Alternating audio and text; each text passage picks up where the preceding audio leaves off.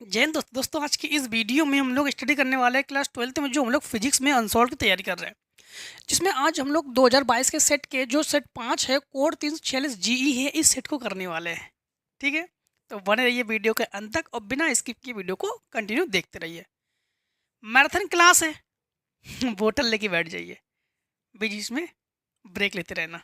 ठीक है, जिससे कि अपने आप को भी कंफर्टेबल अपने आप को आप लोग जो है देखो, long video part by part देखना, जिससे कि आप अपने आप को जो है कंफर्टेबल फील करो, इसीलिए। ठीक है, तो चलिए बिना किसी देरी के शुरू करते हैं वीडियो को। ठीक है, बोतल लेके बैठ जाना, क्योंकि आज फिर से एक बार और मैराथन क्लास। इस मैराथन क्लास के फर्स्ट क्वेश्चन में हमारे पास वन के का है, वन के का में है। तो आप लोग तो पता ही है कि हम लोग क्या क्या लिखते हैं उत्तर, एक और का, फिर क्या लिखेंगे उत्तर, एक और खा, फिर क्या लिखेंगे उत्तर, एक और गा, फिर क्या लिखेंगे उत्तर, एक और उसके घा, फिर क्या लिखेंगे उत्तर, एक और उसके इंग्या, फिर लिखेंगे उत्तर, एक और उसके चा। ठीक, मतलब हमारे पास 6 एमसीक्यू हमें दे दिए जाएंगे ऑब्जेक्टिव, जिसमें से पहला क्वेश्चन हमारे पास इस प्रकार है। यह फोकस दूरी का उत्तल लेंस 2f फोकस दूरी वाले अवतल लेंस के संपर्क में रखा जाता है। संयुक्त लेंस की फोकस दूरी होगी, तो देखो यह फोकस दूरी का उत्तल लेंस है ना, और 2f फोकस दूरी वाले अवतल लेंस के संपर्क में रखा जाता है। जब दो उत्तल, एक उत्तल लेंस एक अवतल हो तो एक में प्लस लेते हैं, एक में माइनस लेते हैं। ठीक है, रखा जाता है।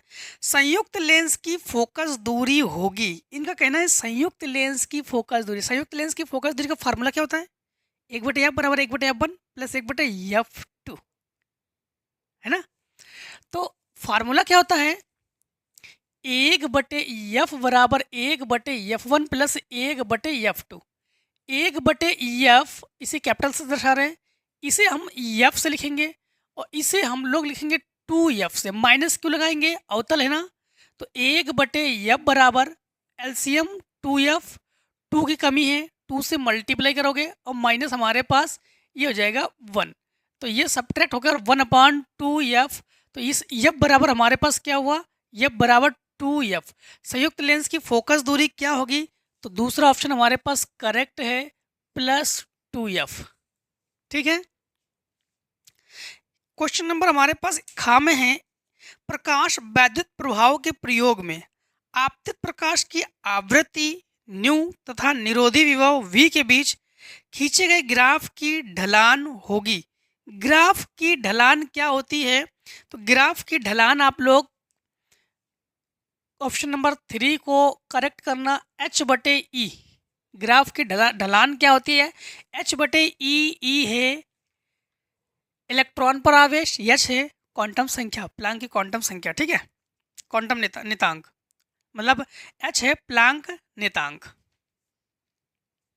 इसके बाद क्वेश्चन नंबर गा में देखो हमारे पास चित्र दे दिया गया है, और चित्र में पीएन संधि डायोड में कौन सा अग्र अभिनत है?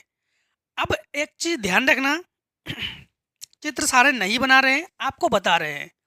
ये पी क्षेत्र है और ये एन क्षेत्र है। अगर एन क्षेत्र को माइनस से और पी क्षेत्र को प्लस से जोड़ेंगे तो हम लोग इसे कहते हैं अग्र अभिनत। और अगर हम लोग एन को माइनस से ना जोड़कर प्लस से जोड़ देंगे और पी को प्लस से ना जोड़कर माइनस से जोड़ देंगे तो इसे कहेंगे उत्क्रम या पश्च अभिनत। तो हमारे पास देख रहे हो कि पहला ऑप्शन जो है, जो कि हमारे पास करेक्ट ऑप्शन है। देखो -10 वोल्ट है ना, -10 वोल्ट का मतलब -10 है उधर, तो पहला ऑप्शन सही है। ठीक है, इसके बाद तो हम लोग कहेंगे अब हमारे पास कौन सा ऑप्शन सही है, तो गा नंबर में पहला ऑप्शन करेक्ट है। इस प्रकार से इन्हें भूसंपर्कित किया गया और यहाँ पर P और यहाँ पर N पर प्रतिरोध है फिर देखो -10 वोल्ट, मतलब पक्का क्लियर है कि यहाँ पर ये माइनस है, मतलब माइनस से जोड़ा है इसने हमने। अब भूसंपर्कित है मतलब इसको हमने प्लस से जोड़ा, तो मतलब हमारे पास यही है अग्र अभिनत। ठीक है। घ नंबर में है, दो बिंदु आवेशों के बीच एफ न्यूटन स्थिर वैद्युत बल कार्य करता है। यदि आवेशों के परावैद्युतांक वाले माध्यम में रख दिया जाए तब बल होगा। तब बल क्या होगा, तो समझना यहाँ पर सबसे पहली बात तो है बल। बल का फार्मूला क्या होता है? बल F बराबर 1/4 पाई एप्सिलॉन नॉट। ठीक है, ये होता है Q1 Q2 बटे आर स्क्वायर, ये बल का फार्मूला होता है। फिर इन्होंने क्या कहा?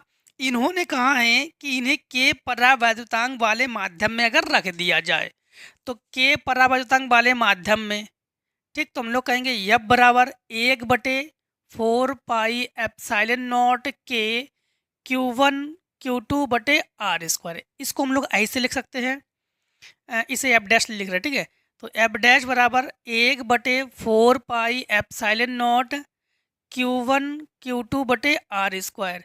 ये जो के है इसे लिख सकते हैं 1/के। ये पूरा का पूरा मान यफ का मान है कि नहीं है, तो ये हुआ F/के, अर्थात हमारे पास ऑप्शन जो है ऑप्शन 4 करेक्ट है, F/के। ठीक। इंगिया नंबर में क्या है?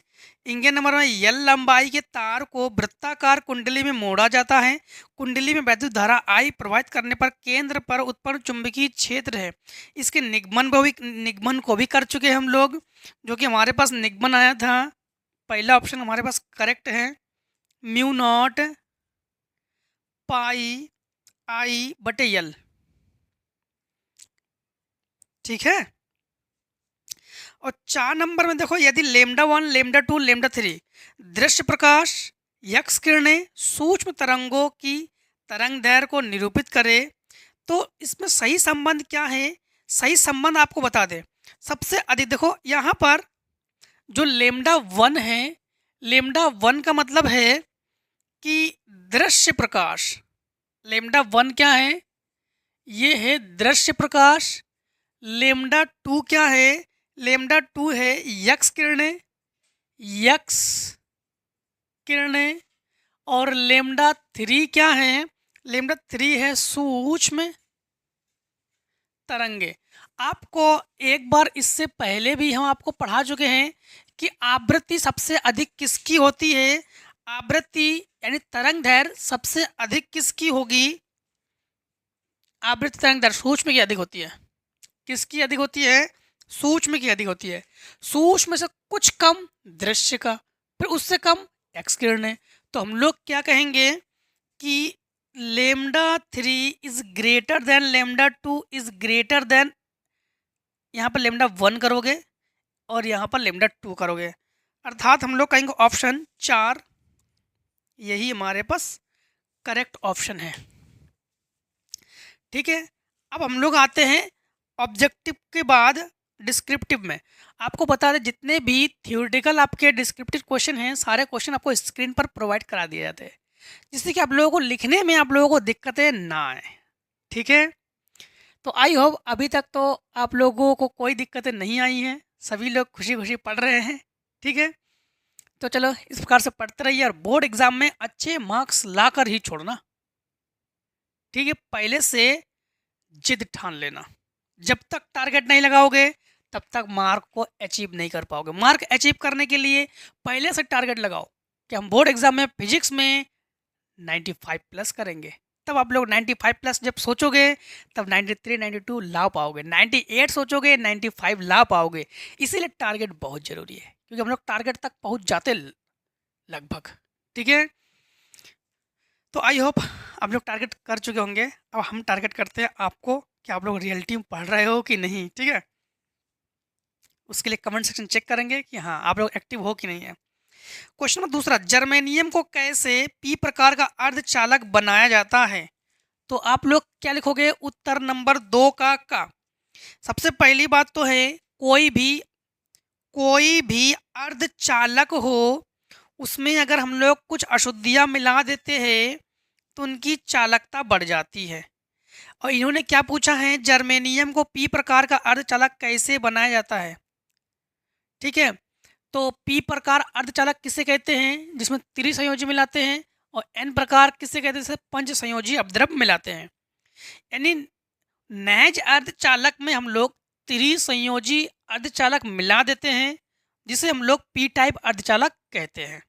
ठीक है, तो चाहे इसमें हम लोग क्या करेंगे कि जैसे एल्युमिनियम, बोरान, चाहे एल्युमिनियम हो, बोरान हो आदि की सूक्ष्म मात्रा अशुद्धि के रूप में मिलाने पर प्राप्त अर्धचालक पी टाइप अर्धचालक कहलाता है। इसमें कोटर बहुसंख्यक वाहक होते हैं। मतलब फिर से एक बार समझना, हम लोग जर्मेनियम को त्रिसंयोजी के रूप में इसको मिलाते हैं। जर्मेनियम के अंतिम कक्षा में कितने इलेक्ट्रॉन होते हैं, 3 इलेक्ट्रॉन होते हैं। उन्हीं 3 इलेक्ट्रॉनों की साझेदारी कराते हैं।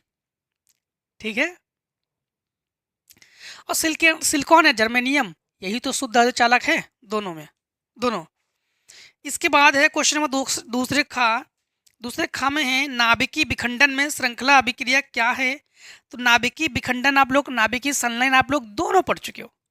नाभिकीय विखंडन अभिक्रिया वह अभिक्रिया है जिसमें भारी भारी नाभिक को हल्के हल्के नाभिक में परिवर्तित करते हैं। यानी भारी नाभिकों पर यूरेनियम, थोरियम आदि की बमबारी करते हैं, अब वो हल्के नाभिकों में और टूट जाए तो उसे नाभिकीय विखंडन कहते हैं। छोटे छोटे नाभिकों को जोड़ देते हैं और भारी नाभिक में परिवर्तित कर देते हैं, उसे नाभिकीय संलयन कहते हैं। ठीक है, तो आई होप इसे तो आप लोग अच्छे से पढ़ चुके होंगे। ठीक है, अब देखो हमारे पास आगे क्वेश्चन में ये पूछा गया है कि पराबैंगनी किरणों के किन्हीं 2 उपयोग को लिखिए। पराबैंगनी किरणों के उपयोग, तो पराबैंगनी किरणों के उपयोग देखो, इन तरंगों का जो उपयोग है हम लोग जैसे नकली दस्तावेजों, ठीक है, नकली नोटों तथा अंगुलियों का पता लगाने में हम लोग करते हैं। मतलब जो पराबैंगनी किरणें हैं, क्या रियलिटी में नोट जो है नकली है या असली है, इसका पता लगाने के लिए पराबैंगनी किरणों का प्रयोग करते हैं। जो नकली दस्तावेज है, जैसे कोई कागज अगर नकली है, फर्जी है, उसे जांच करने के लिए भी हम लोग पराबैंगनी किरणों का प्रयोग करते हैं। ठीक है, इसके बाद जैसे हम लोग फिंगर, कुछ लोग जो है गलत फिंगर का यूज़ कर लेते हैं। कैसे गलत फिंगर, मतलब मान लो कि हमारे फिंगर को किसी और ने धोखे से यूज़ किया है। ठीक है, मान लो कि उसने अपने हाथों में कुछ इस प्रकार से ग्लव्स लगा लिए हैं और उसने जब हमसे हाथ मिलाया, उसने हाथ मिलाई, जब उसने हाथ मिलाने के बाद जब हमारा अंगुली छाप, जब अंगूठा छपा इस पर या उंगली छपी इस पर, तो उन्होंने क्या किया कि उसको जो है इस प्रकार से उतार के, मतलब जैसे भी उसके पास टेक्निकल दिमाग है, उन्होंने क्या किया कि उसे अंगुली छाप के तौर पर किसी और मशीन में, डिवाइस में से उसको सेट करके हमारे अकाउंट से उन्होंने मान लो कि अकाउंट को खाली कर दिए। तो रियलिटी में क्या हमारा ही अंगूठा है, इसका पता लगाने के लिए हम लोग फिंगर का पता लगाने के लिए सिंपल तरीके, ये दुनियादारी छोड़ो, हम लोग आधार कार्ड से पैसे निकालते हैं ना, निकालते हैं, अंगूठा लगाते हैं, अंगूठे की पहचान करने के लिए भी हम लोग पराबैंगनी किरणों का प्रयोग करते हैं। ठीक, जब दुकान पे जाओगे आप लोग किसी जनसेवा केंद्र पे कि हमारे आधार कार्ड से 100 रुपये निकाल दो, 1000 रुपये निकाल दो, एक लाल लाइट जलती है, पराबैंगनी किरणें। इसके बाद क्वेश्चन नंबर दूसरे के घा में है, यदि प्रत्यावर्ती धारा का वर्ग मान मूल मान √2 एम्पियर हो तो शिखर मान क्या होगा। तो देखो दूसरे का हम लोग करेंगे घा। ठीक, तो उत्तर 2 और घा लिखेंगे। एग्जामिनर को बिल्कुल भी दिक्कत नहीं होनी चाहिए एग्जाम में। ठीक है, तो यहाँ पर क्या है, प्रत्यवर्ती धारा का वर्ग मान मूल मान √2 है, तो शिखर मान कितना कीजिए। तो हम लोग कहेंगे कि IRMS बराबर √2 है, तो I0 क्या है, फार्मूला क्या होता है, प्रत्यवर्ती धारा का वर्ग मान मूल मान IRMS बराबर I0 बटे √2, ये फार्मूला है। इस फार्मूले का जब हम लोग प्रयोग करेंगे है ना, तो इसके जगह पर हम लोग क्या लिखेंगे, √2 बराबर I0 बटे √2 गुणा √2 क्या होगा 2, तो I बराबर 2 एम्पियर की धारा। ठीक, I0 बराबर 2 एम्पियर की धारा। इसके बाद देखो हम लोग करने जा रहे हैं दूसरे का 11 नंबर है, फ्लेमिंग के बाएं हाथ का नियम क्या है। हेडिंग जरूर डाल देना, फ्लेमिंग के बाएं हाथ का नियम। फ्लेमिंग के बाएं हाथ के नियम के अनुसार बाएं हाथ के अंगूठा उसके पास वाली दोनों अंगुलियों को इस प्रकार से फैलाते हैं कि तीनों अंगुलियां एक दूसरे के लंबवत हो। तो जो अंगूठा है ये बल की दिशा को बताता है, दो मध्यमा है ये धारा आई की दिशा बताती है, और जो तर्जनी है ये चुंबकीय क्षेत्र बी की दिशा को बताती है। बस यही हमारे पास क्या है, फ्लेमिंग के बाएं हाथ का नियम। इसके बाद वैद्युत धारिता को गोली चालक की त्रिज्या 1 फैराड वैद्युत धारिता वाले गोली चालक की त्रिज्या ज्ञात कीजिए। एक फैराड मतलब सी बराबर क्या हुआ हमारे पास 1 फैराड। गोली चालक की त्रिज्या आप लोग ज्ञात करोगे ठीक है, तो सी बराबर 4 पाई एप्सिलॉन नॉट आर लगा देना। इसमें उत्तर हम लोग लिखेंगे दूसरे का चा, तो उत्तर 2 और चा। तो हम लोग फार्मूला इसमें क्या लगा देंगे, फार्मूला लगा देंगे C बराबर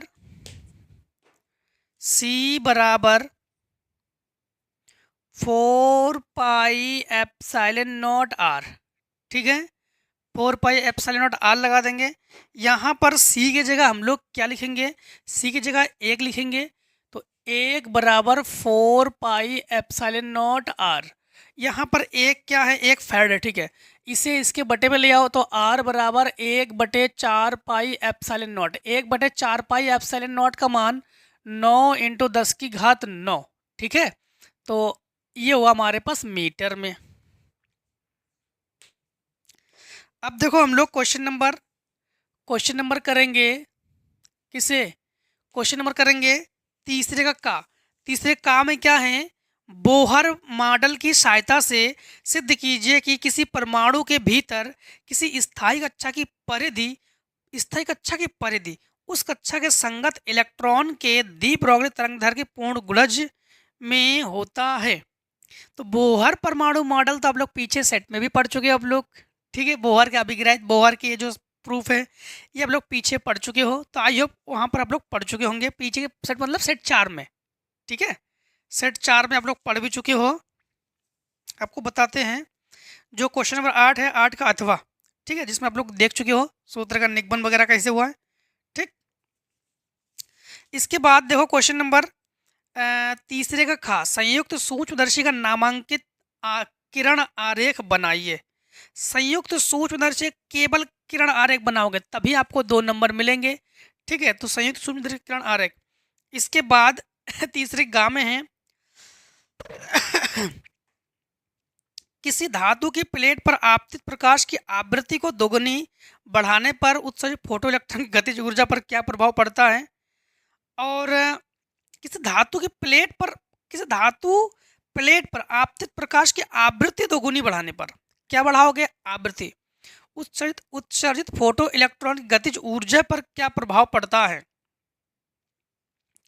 इसके बाद तीसरे घा में है तांबे के 3 तारों के द्रव्यमान 1:3:5 के अनुपात में, उनकी लंबाइयाँ 5:3:1 के अनुपात में, उनके वैद्युत प्रतिरोधों में क्या अनुपात होगा। देखो हम जो है आपको तीसरे के घा को बता रहे हैं, समझना। तो लिखेंगे उत्तर 3 और घा। तीसरे घा में है तारों के द्रव्यमानों का अनुपात। द्रव्यमानों का जो अनुपात है ये हमारे पास हम लोग लिखेंगे m1 अनुपात m2 अनुपात m3 बराबर 1:3:5, और लंबाइयों का अनुपात L1 अनुपात L2 अनुपात L3 बराबर 5:3:1। प्रतिरोधों का अनुपात R1 अनुपात R2 अनुपात R3, ये हम लोग ज्ञात करेंगे। ठीक है, इसे ही जो है हम लोग क्या करेंगे, ज्ञात करेंगे। सबसे पहली बात तो है हम लोग एक फार्मूले से भली भांति परिचित है, इस फार्मूले का यूज करेंगे, रो बराबर RA/L। ठीक, यहाँ पर हम लोग देख पा रहे हैं कि हमारे पास L तो है, ये चलो कोई बात नहीं है, R भी है, बट हमारे पास M नहीं है। क्या नहीं है, M नहीं है। तो यम के लिए हम लोग फार्मूला क्या लगा देंगे? यम के लिए फार्मूला लगा देंगे ए बराबर यम बटे यल डी। ठीक, यम बराबर हम लोग फार्मूला क्या लगा देंगे? एम बटे एल डी। तो इसी प्रकार समझना, रो बराबर हम लोग आर ए की जगह यम, ठीक, बटे यल डी। तो यल डी की जगह हम लोग क्या लिखेंगे? यल स्क्वायर डी। भाई एक एल ऑलरेडी है और ये हुआ हमारे पास एल डी। अब हमारे पास आर भी है, यम भी है और यल भी है। ठीक, आर भी है, यम भी है और यल भी है। अब हम लोग एक काम करते हैं, हमें R1 R2 R3 चाहिए है ना, तो हम लोग आर को निकालते हैं। तो कैसे निकालेंगे समझना, आर बराबर इसे गुणा में पहुंचा दो तो रो यल स्क्वायर डी बटे यम। इसी प्रकार आर को अगर हम लोग R1 बना ले तो रो यल1 स्क्वायर डी बटे यम1। R2 बराबर रो यल2 स्क्वायर डी बटे यम2। और R3 बराबर रो L3 स्क्वायर डी बटे यम3। हम लोग जो है ज्ञात करने वाले हैं R1 अनुपात R2 अनुपात R3। देखो अनुपात में एक रूल्स है, कॉमन चीज़ों को हटा देते हैं। ठीक है, कॉमन चीज़ों को हटा देंगे तो हमारे पास R1 अनुपात R2 बराबर बराबर हम लोग क्या लिखेंगे समझना, R1 का मान हमारे पास रो रो रो रो का काम खत्म, डी डी डी डी का काम खत्म। तो ये बचा हमारे पास यल1 स्क्वायर बटे यम1 अनुपात यल2 स्क्वायर बटे यम2 अनुपात यल3 स्क्वायर बटे यम3। यहाँ पर यल का मान क्या है? यल का मान है हमारे पास 5, 5 का स्क्वायर 25। तो ये हुआ 25 बटे यम1 क्या है हमारे पास 1 अनुपात यल2 स्क्वायर यल2 क्या है हमारे पास 3 का वर्ग 9 बटे यम2 है हमारे पास 3 और अनुपात यल3 स्क्वायर यल3 क्या है हमारे पास? यल3 है 1 बटे यम3 क्या है हमारे पास 5। तो ये हुआ हमारे पास समझना 3 त्रिका 9। तो ये जो 5 का एलसीएम हुआ 5, इसमें 5 कम है 25 पंचे 125, 5 तिया 15 और अनुपात 1। तो हम लोग कहेंगे 125, ठीक, अनुपात 15 अनुपात 1। तो हम लोग कहेंगे यही जो है हमारे पास आंसर है। ठीक है, अब देखो क्वेश्चन नंबर हम लोग चौथे को करेंगे। ठीक, चौथे में क्या है? चौथे के काम है नाभिकीय संलयन से क्या तात्पर्य है। नाभिकीय संलयन नाभिकीय विखंडन अभी बता चुके हैं आपको, ठीक है, और नाभिक विखंडन भी बता चुके हैं, किस प्रकार से भिन्न मतलब दोनों का अंतर बताओगे आप लोग।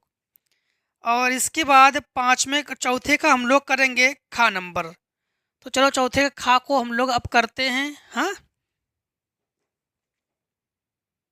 देखो अब हम लोग चौथे के खा को करते हैं। ठीक है, चौथे खा में देखो हमारे पास इस प्रकार से परिपद है, तो लिखेंगे उत्तर 4 और खा। उत्तर 4 और खा। 4 के खा में हमारे पास क्या है कि I1 I2 I3 के मान को आप लोग ज्ञात करोगे। तो देखो सबसे पहले हमारे पास इस प्रकार से परिपथ है, यहाँ पर 20 वोल्ट है, फिर प्रतिरोध है यहाँ पर इस प्रकार से है,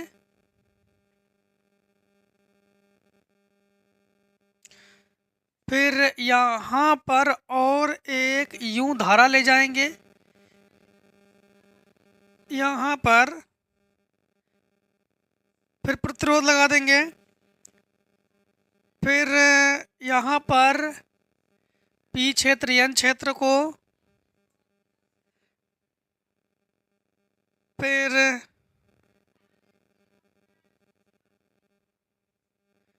यहाँ पर फिर से एक प्रतिरोध है।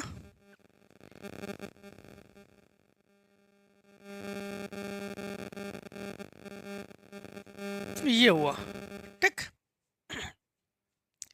यहाँ पर 20 वोल्ट है, धारा यूं जा रही है I1, धारा यूं जा रही है I2 और धारा यूं जा रही है I3। ठीक है, 50 ओम, 50 ओम, 150 ओम, 100 ओम। ठीक, परिपथ में जो धारा प्रवाहित हो रही है, I धारा प्रवाहित हो रही है और I1 धारा प्रवाहित हो रही है और I2 धारा प्रवाहित हो रही है, इन धाराओं को जो है हम लोग ज्ञात करेंगे।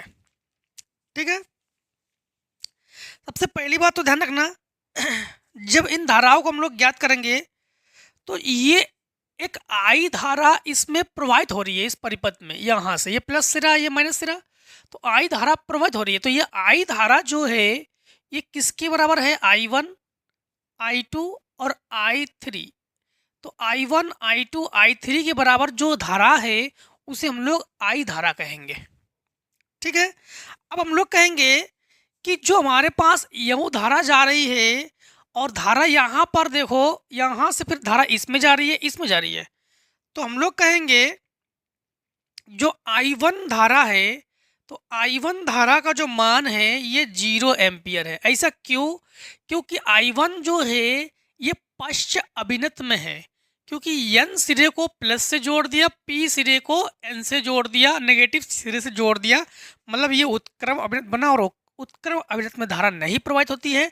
तो हम लोग कहेंगे कि I1 का मान जो है वो 0 है, जो कि हम लोगों ने फटाक से ज्ञात कर लिया है। अब यहाँ धारा इसमें आकर धारा दो भागों में बटेगी, इसमें जाएगी, इसमें जाएगी, तो I2 और I3 जो है ये किस क्रम में है? तो ये कहेंगे हम लोग समांतर क्रम में है। तो हम लोग कहेंगे I2 व I3 किस क्रम में है? समांतर क्रम में है।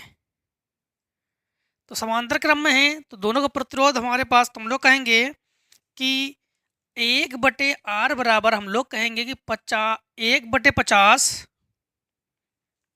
इसको R डैश कहो, 1/50 प्लस 1/150, दोनों का एलसीएम हुआ 150, 50 तिया 150 प्लस 1 4/150, तो R डैश बराबर 150/4, आधा करो, आधा करो 2, 7 दूनी 14, 5 दूनी, तो ये हो जाएगा 75/2 ओम। ठीक है, अभी हम इसको कुछ भी नहीं कर रहे हैं। अब हमारे पास ये जो है एक और ओम दिया गया है, 200 ओम का एक, 100 ओम का एक प्रतिरोध है। तो हम लोग कहेंगे तुल्य प्रतिरोध, तुल्य प्रतिरोध, इसको हम लोग R कहेंगे। ये हो जाएगा 100 प्लस 75/2, तो R बराबर 100 दूनी 200, 275/2 ओम तुल्य प्रतिरोध। तो फिर धारा हम लोग नेट धारा ज्ञात कर लेंगे, ओम का नियम लगा देंगे यहाँ पर। हाँ, तो हम लोग कहेंगे ओम का जब नियम लगा देंगे तो ओम का नियम क्या होता है? V/I बराबर R। ठीक, तो समझना यहाँ पर हम लोग V की जगह हम लोग क्या लिखेंगे? 20 वोल्ट, I के जगह I बराबर R के जगह लिखेंगे 275/2। इसे यहाँ पहुँचाओ, इसे यहाँ पहुँचाओ, तो I इंटू 275 बराबर 20 इंटू 2, इसे बटे में ले आओ, I बराबर 20 इंटू 2/275, 5 चौको 20, 5 पचम 25, पचम 25। ठीक, तो I बराबर 4 दूनी 8/55 एम्पियर। अभी रुको, अब हम लोग यहाँ पर I1, I2, I3 ज्ञात करेंगे। I1 ज्ञात कर चुके हैं, I2 ज्ञात करेंगे। I2 के लिए हम लोग क्या लगा देंगे? समझना, I2 बराबर I बराबर V/R, तो V/R 2, समझना आप। अब I2 तो हम लोग ज्ञात करेंगे, I2 बराबर हम लोग लिखेंगे R2 का जो मान है, R2 का मान हमारे पास क्या है? इससे 50 है, 50। V का मान क्या है? अब यहाँ से v ज्ञात करेंगे, इसमें हम लोग जो है भाग कर देंगे तो 0 हमारे पास आ जाएगा 145 एम्पियर। ठीक है, अब हम लोग जब v ज्ञात करेंगे तो v बराबर फार्मूला होता है आई आर, तो 0.145 इंटू आर का जो मान है 275/2, 275/2, इसे सॉल्व कर लेना तो v डैश बराबर हमारे पास आ जाएगा 60/0.11 वोल्ट। ठीक, नहीं काट पीट, चलो एक काम करो, यहाँ पर ऐसा करना आप लोग सुनना।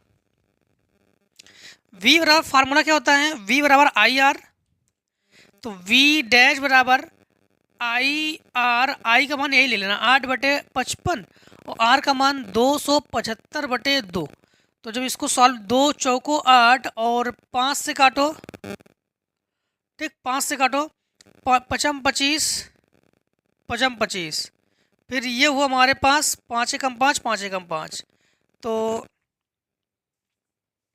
एक बार फिर से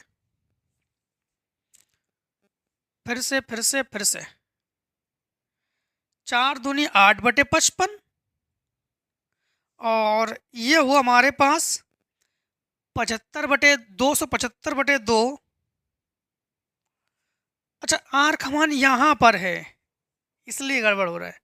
आर का मान देखो फिर से एक बार आर का मान देखो यहाँ पर है, ये आर का मान है, ये तो टोटल आर का मान है ना, टोटल आर का मान नहीं चाहिए हमें, आर डैश चाहिए।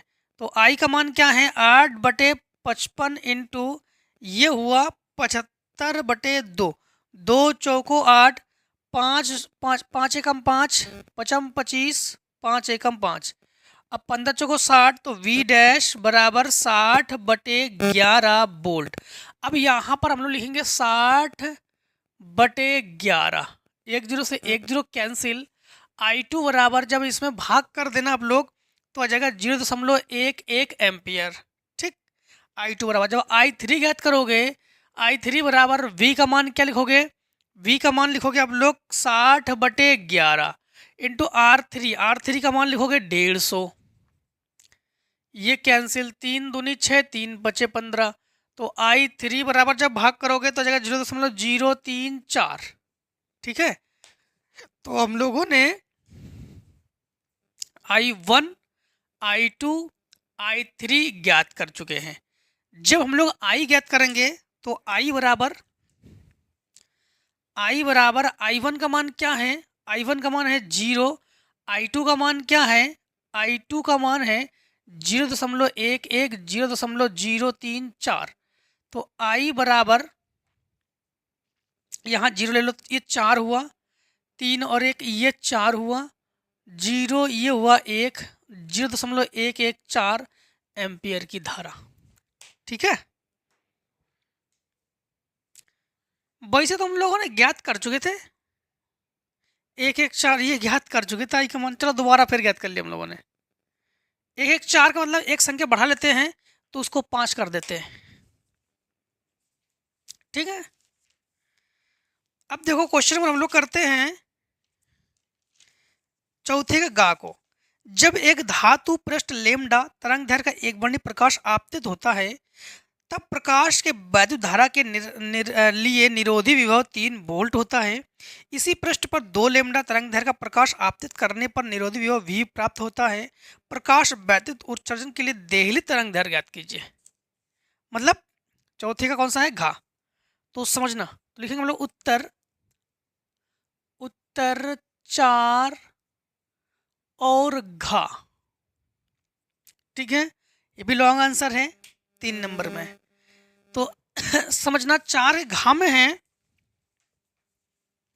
जब इनका कहना है कि जब धातु का पृष्ठ, यानी सबसे पहले निरोधी विभव की बात करते हैं हम, तो निरोधी विभव तो लिखेंगे निरोधी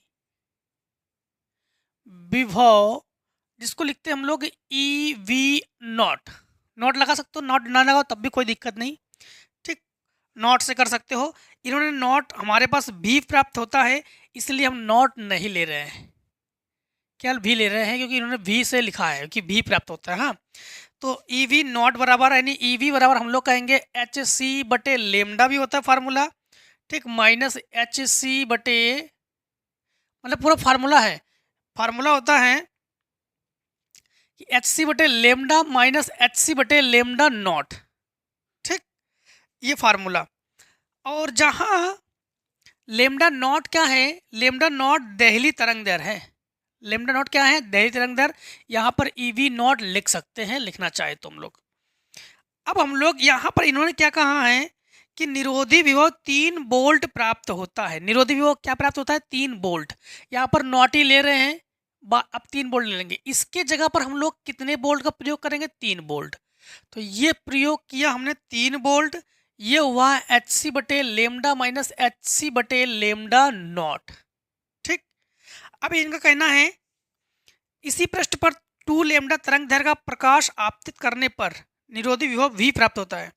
अब की बार 2 लेमडा को हम लोग 2 लेमडा को आपतित कराएंगे, कितने लेमडा को आपतित कराएंगे, 2 लेमडा को, तो इसे समीकरण डाल दो 1, ठीक है।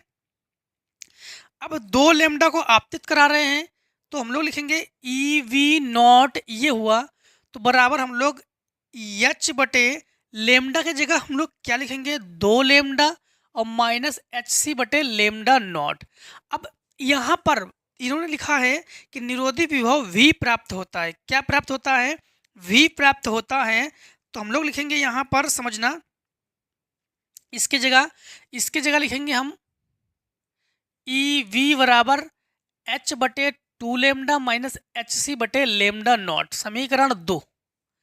अब हम लोग एक काम करते हैं कि समीकरण 1 और 2 को घटा देते हैं समीकरण 1 और 2 को क्या करते हैं, घटा देते हैं। एक क्या है, एक है हमारे पास, ये हुआ 3 ई वी बराबर, नहीं, माइनस ये हुआ ई वी बराबर हमारे पास ये हुआ एच सी बटे लेमडा माइनस एच सी बटे लेमडा नॉट, फिर माइनस एच सी बटे 2 लेमडा प्लस एच सी बटे लेमडा नॉट, ठीक, एच सी बटे लेमडा नॉट। अब यहाँ पर इन्होंने यही कहा था, अब कहा प्रकाश वैद्युत उत्सर्जन के लिए देहली तरंग दैर्घ्य ज्ञात कीजिए, ठीक। क्या ज्ञात करेंगे, देहली तरंग दैर्घ्य को हम लोग ज्ञात करेंगे इसमें, ठीक है। अब यहाँ पर इसमें हम लोग देख पा रहे हैं कि ये प्लस और ये माइनस और ये प्लस, ये हुआ हमारे पास कैंसिल, तो ये दोनों घटाएंगे तो ये बचा 2 इलेक्ट्रॉन वोल्ट, मतलब 2 ईवी बराबर ये एच सी बटे लेमडा माइनस एच सी बटे 2 लेमडा, ठीक। इसमें एलसीएम लिखिए, इसको हल करो तो एलसीएम ले लेंगे, एलसीएम हो जाएगा 2 लेमडा, 2 की कमी है तो 2 h c minus h c, तो यहाँ पर 2 इलेक्ट्रॉन वोल्ट 2 ईवी बराबर ये घटा देंगे तो ये बचा एच सी बटे 2 लेमडा, ठीक, एच सी बटे 2 लेमडा। यहाँ पर एक काम करते हैं हम लोग,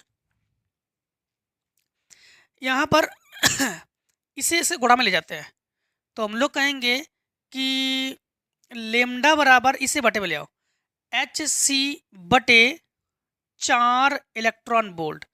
ये जो मान है, हम लोग एक काम करते हैं कि समीकरण हमें क्या चाहिए, हमें चाहिए लेमडा नॉट का मान चाहिए, ठीक है। तो लेमडा नॉट का मान चाहिए, इसलिए समीकरण 1 में रख दो या समीकरण 2 में रख दो, किसी में भी रख दो।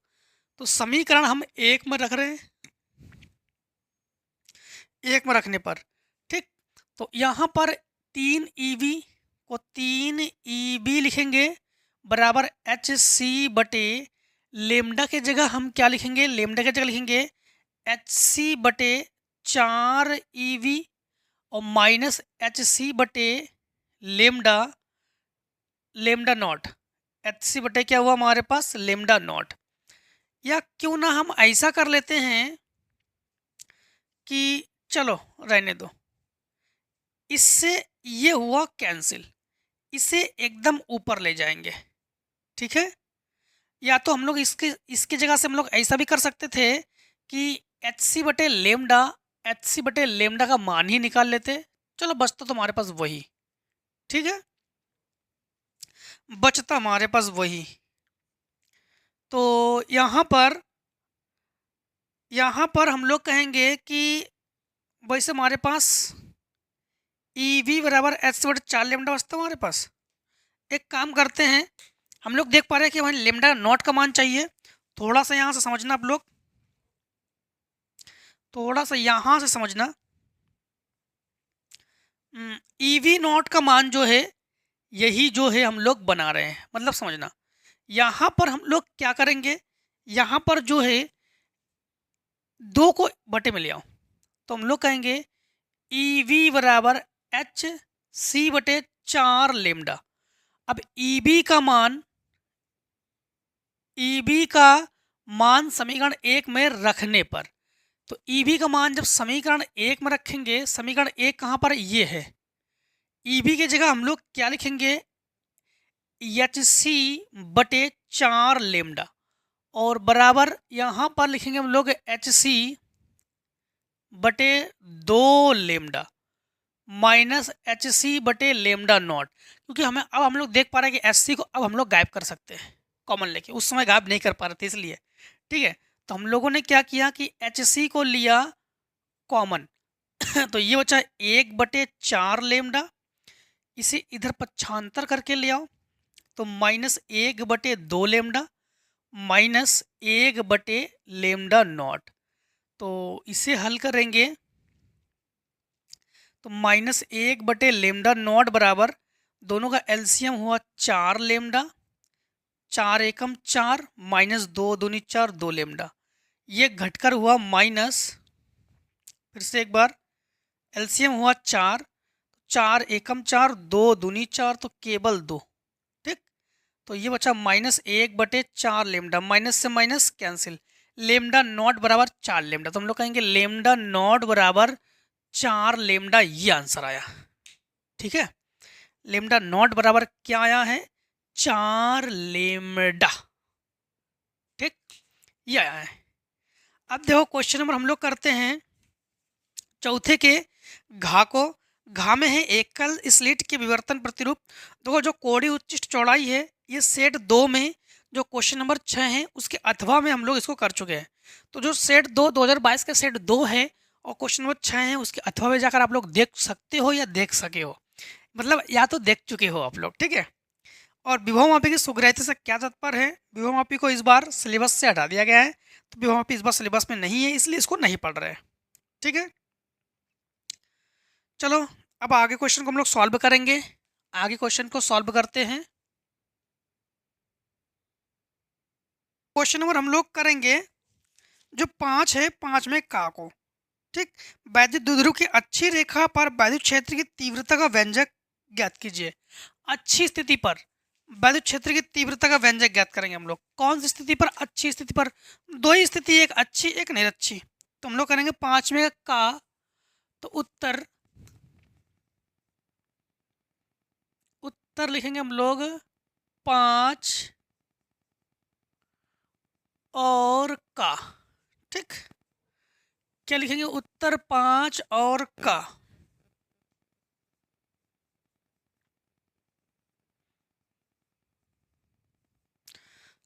अब 5 के का में हेडिंग डालेंगे हम लोग, अच्छी स्थिति में वैद्युत क्षेत्र की तीव्रता। क्या डालेंगे, अच्छी स्थिति में वैद्युत क्षेत्र की तीव्रता। किस स्थिति में, अच्छी स्थिति में, अच्छी स्थिति में वैद्युत क्षेत्र की तीव्रता। सबसे पहली बात तो है हम लोग 2 आवेश लेते हैं, ठीक।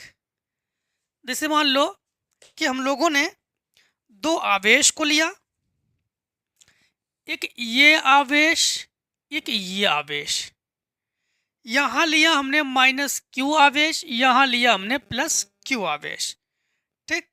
हम लोग देख पा रहे हैं कि दोनों आवेशों के बीच की दूरी क्या होनी चाहिए, 2l होनी चाहिए, तभी तो वैद्युत द्विध्रुव कहेंगे। बीच में क्या लेते हैं, ध्रुव लेंगे। तो फिर ये अगर बिंदु ए नाम देते हैं और बिंदु इसे ए नाम देंगे, इसे बी नाम देंगे, तो यहाँ पर ओ नाम देंगे, तो ओ बी की दूरी यल होनी चाहिए और इसकी दूरी भी यल होनी चाहिए। तो एल और यल दूरी होगी 2l। अब हमें वैद्युत बल चाहिए, तो हम लोग जानते हैं, या वैद्युत क्षेत्र चाहिए, तो वैद्युत क्षेत्र जो है प्लस से वैद्युत क्षेत्र निकलती है और माइनस की ओर प्रवेश करती है वैद्युत क्षेत्र। तो वैद्युत द्विध्रुव यहाँ पर जो P है, ये जो E2 है ये वैद्युत क्षेत्र माइनस Q के लिए, और ये E1 वैद्युत क्षेत्र है, ये प्लस Q के लिए वैद्युत क्षेत्र है। ये हुआ अच्छी स्थिति पर। यहाँ पर हम लोग ज्ञात करेंगे। सबसे पहली बात तो है वैद्युत क्षेत्र का फार्मूला क्या होता है। वैद्युत क्षेत्र का फार्मूला, तो वैद्युत क्षेत्र E बराबर के क्यू, ठीक है, बटे आर स्क्वायर। आर क्या है, दूरी, के नेतांक है। तो फिर हमें वैद्युत क्षेत्र यहाँ पर है, वैद्युत क्षेत्र कहाँ पर है, यहाँ पर है। तो वैद्युत क्षेत्र यहाँ पर हम लोग ज्ञात करेंगे। तो फिर हमें दूरी चाहिए। तो एक काम करते हैं, जो यहाँ से ओ से जो इसकी दूरी है, ये मान लेते हैं कि ये आर दूरी पर है। यहाँ तक की दूरी हमने क्या मान ली, आर। तो फिर यहाँ से यहाँ तक की दूरी क्या होगी, ये यल है और ये आर है। यहाँ से यहाँ तक आर है, तो यहाँ से यहाँ तक की दूरी तो आर प्लस यल होगी। दूरी क्या होगी, आर प्लस यल। और यहाँ से यहाँ तक की दूरी, तो समझना, यहाँ से यहाँ तक की दूरी, तो ये दूरी होगी आर माइनस यल। क्या हो जाएगी, आर माइनस यल। अब हम लोग यहाँ पर आराम से वैद्युत क्षेत्र को ज्ञात कर सकते हैं। तो वैद्युत क्षेत्र हम लोग लिखेंगे E1 के लिए, तो के क्यू बटे हमारे पास आर माइनस यल है ये, तो आर माइनस यल का होल स्क्वायर। और E2 के लिए के क्यू बटे यहाँ पर हम लोग लिखेंगे आर प्लस यल का क्या ले लेंगे हम लोग, होल स्क्वायर। ठीक, यहाँ पर हमारे पास ये जो आवेश है ये प्लस क्यू आवेश है और ये माइनस क्यू आवेश है, यहाँ पर माइनस कर लो। अब हम लोग कहेंगे परिणामी वैद्युत क्षेत्र। क्या कहेंगे हम लोग, परिणामी वैद्युत क्षेत्र। ठीक, तो परिणामी वैद्युत क्षेत्र E बराबर E1 प्लस E2। तो यहाँ पर E1 प्लस E2, तो E बराबर E1 का मान है के क्यू बटे आर माइनस यल का होल स्क्वायर। ये माइनस की वजह से इसे माइनस ले रहे हैं हम, और ये हुआ के क्यू बटे आर प्लस यल का होल स्क्वायर। यहाँ पर के क्यू ले लेंगे कॉमन, तो ये 1 बटे आर माइनस यल का होल स्क्वायर और माइनस 1 बटे आर प्लस यल का होल स्क्वायर। अब हम लोग इसके साथ गुणा करके भिन्न करेंगे, तो ये हो जाएगा के क्यू, इसके साथ गुणा करेंगे, होल स्क्वायर भी खोल दो, आर स्क्वायर प्लस यल स्क्वायर प्लस 2r यल, माइनस इसके साथ गुणा करो, होल स्क्वायर खोलो, आर स्क्वायर प्लस यल स्क्वायर माइनस 2r यल, और बटे देखो इन दोनों का गुणा वर्गांतर हुआ ये, तो आर स्क्वायर माइनस यल स्क्वायर का होल स्क्वायर। ठीक है, यहाँ पर माइनस का अंदर गुणा करते हैं, तो लिखेंगे हम लोग E बराबर के क्यू, ये हुआ हमारे पास आर स्क्वायर प्लस यल स्क्वायर प्लस 2r यल माइनस आर स्क्वायर माइनस यल स्क्वायर प्लस 2r यल, बटे ये हुआ आर स्क्वायर माइनस यल स्क्वायर का होल स्क्वायर। ये हमारे पास plus minus cancel, plus minus cancel, तो E बराबर ये हुआ हमारे पास के क्यू, और ये हुआ हमारे पास 4r यल। ठीक, 2r l जुड़ के 4r l बटे आर स्क्वायर का होल स्क्वायर। ये कैसे हुआ, यहाँ पर एक चीज़ समझो। देखो आप लोग देख पा रहे हो, जो यल स्क्वायर की दूरी है, यानी जो आर स्क्वायर की दूरी है, जो आर स्क्वायर है ये is very very greater than L square. यानी आर स्क्वायर की दूरी जो है, आर जो है वो यल की तुलना में बहुत अधिक दूरी है इसकी, यानी एल की दूरी जो है आर के सापेक्ष नगण्य है, इसलिए आर स्क्वायर को छोड़ने पर, तो यहाँ पर हम लोग छोड़ देंगे। तो यहाँ पर लिखेंगे हम लोग ई बराबर के क्यू बटे 4 आर यल बटे आर की घात 4, एक घात कम कर लेंगे तो यहाँ पर ई बराबर के क्यू बटे 4, ये हो गया यल क्यूब। अब इसको हम लोग कैसे बनाएंगे? ई बराबर इसे लिखेंगे के इंटू दो क्यू इंटू 2 यल, हाँ, क्यू इंटू 2 यल, 2 दूनी 4, फिर क्यू क्यू यल यल बटे आर क्यूब। ऐसा इसलिए किया है क्योंकि हम लोग जानते हैं वैद्युत द्विध्रुव P बराबर Q इंटू 2L, ये फार्मूला है। अब K का मतलब है 1/4πε0, ठीक है। अब उसी को हम लिख दे रहे हैं यहाँ पर, तो हम लोग लिखेंगे E बराबर 1/4πε0 जो कि K का मान है, और ये हुआ 2P बटे आर क्यूब। बस यही निगमित करना था हमें, यही जो है हमें निगमित करना था, और हम इसे निगमन कर चुके हैं, ठीक है। अब देखो हम लोग क्वेश्चन नंबर सॉल्व करते हैं 5वें के खा को। 5वें के खा जो है आपको सेट, पीछे के सेट में हम बता चुके हैं, आपको अभी बताते हैं। जो सेट आपका सेट 2 है, सेट 2022 के जीबी सेट है, जिसमें क्वेश्चन नंबर 5वें का, रुक जाओ, सेट 2 में नहीं, सेट क्वेश्चन है हमारे पास, एक गोली पृष्ठ के लिए अपवर्तन का सूत्र n2 बटे v माइनस n1 बटे u जो है ये निगमन करना था। तो आपको बता दें कि उसमें n2 नहीं लिखा था। आपको अभी हम बताते हैं कि पीछे के अभी हाल ही में हम आपको ये जो है इसे करवा चुके हैं, ठीक है। तो जो आपका सेट है, आई होप आप लोगों को याद भी होगा, आप लोग कर चुके होंगे, ठीक। तो आप लोग इसे कर चुके हो, आप लोग इसे कर चुके हो। चलो अभी बताते हैं आपको, आप लोग किस में कर चुके हो? जीसी सेट में, ठीक। किस में कर चुके हो? सेट जीसी में, मतलब 2022 के ही, 2022 के जीसी सेट, जो जीसी सेट है, जीसी सेट मतलब सेट 3 में, ठीक। किस में कर चुके हो? सेट 3 में। आई होप आप लोग सेट 3 में आप लोग इसे देख चुके हो और वहाँ कर चुके हो, ठीक है। 3 में करवा चुके हैं, लेकिन हमें क्वेश्चन इस समय, चलो एक बार फिर से देखते हैं। क्वेश्चन नंबर सेट 3, हाँ ये मिला हमें। चौथे का किसी अवतल गोली पृष्ठ से अपवर्तन का सूत्र निगमित कीजिए। तो जो सेट 3 जीसी है उसमें जो सेट 3 में चौथे का है, चौथे का में आपको करवा चुके हैं। तो आई होप वहाँ पर आप लोग जाके देख भी चुके होंगे या देख लोगे, ठीक है। अब देखो क्वेश्चन नंबर हम लोग आगे बढ़ते हैं। जो क्वेश्चन नंबर 5 में का गा है, बायो सेवर्ट के नियम की सहायता से जो है किसी वृत्ताकार धारावाही चालक कुंडली क्षेत्र के लिए व्यंजक जो है ये हम लोग सेट 2 में कर चुके हैं। जो सेट 2 है आपका, सेट 2 जीबी के जो क्वेश्चन नंबर 5 में का गा है, 5 में गा में हम लोग कर चुके हैं वृत्ताकार धारावाही कुंडली केंद्र पर चुंबकीय क्षेत्र का व्यंजक निगमित कीजिए। तो आई होप आप लोग वहां से जाकर देख सकते हो 5 में गा में सेट 2 जीसी 5 में का गा, ठीक।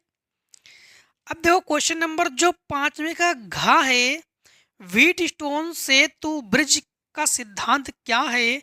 दिया गया है कि परिपथ आरेख संतुलन ब्रिज प्रदर्शित करता है, आर का मान जो है ये आप लोग ज्ञात करोगे।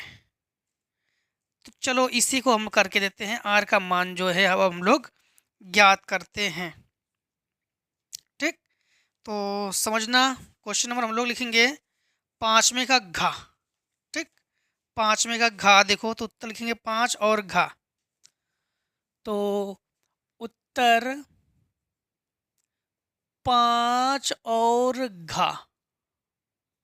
5 में के घा में है सबसे पहले चित्र, चित्र थोड़ा सा विचित्र, ये हुआ यहाँ पर एक और प्रतिरोध है, उसे आर कहेंगे। यहाँ पर एक और प्रतिरोध है, इसे 15 लिखेंगे। यहाँ के प्रतिरोध को 6 लिखेंगे।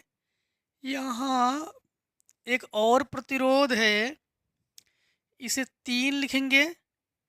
और यहाँ जो है विक्षेप लगा देंगे, गैल्वेनोमीटर लगा देंगे। यहाँ एक और प्रतिरोध लगा देंगे जो कि 1.5 है। ठीक,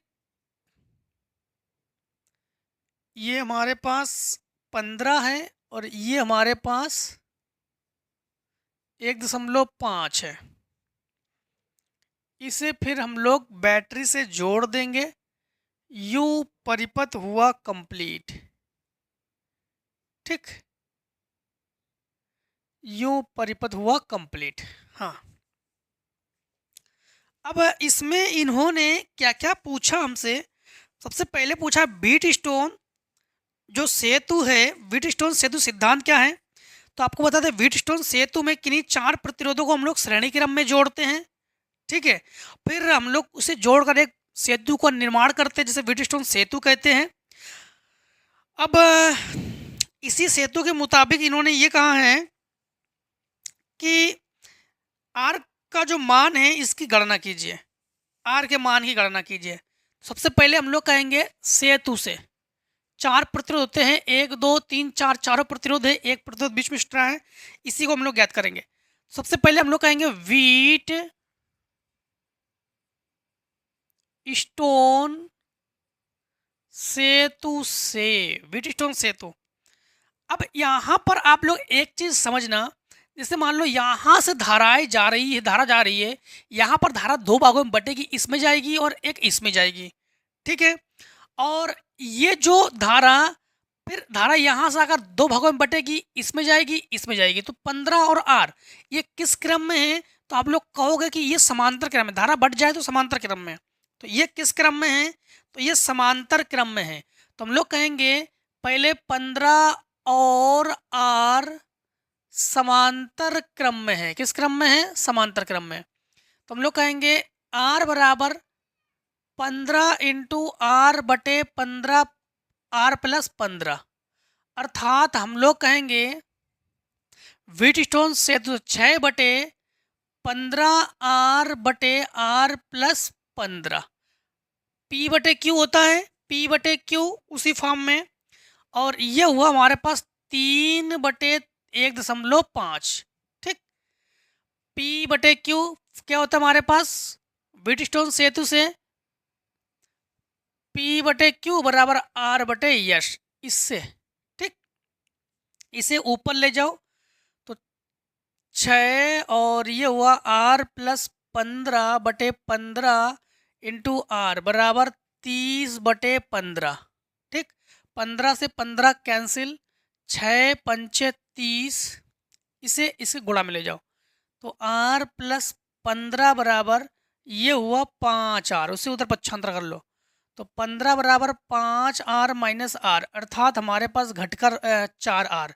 4 को बटे में ले जाओ, आर बराबर 15 बटे 4, 4 से भाग कर दो, आर बराबर 4 तिया 12।